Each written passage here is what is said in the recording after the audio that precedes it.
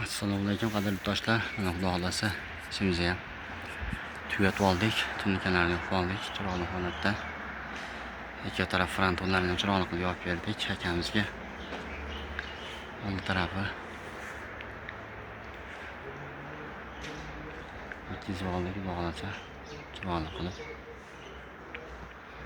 Frontonlarni yaxshi holatda bitkizib akamizga topshirdik.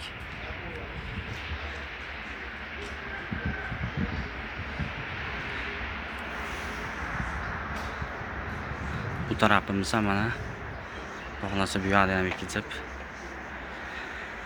bir kun tugatdik. Mana xudo xolasa hammasi yaxshi zo'r. Egasi qabul qilib oldi.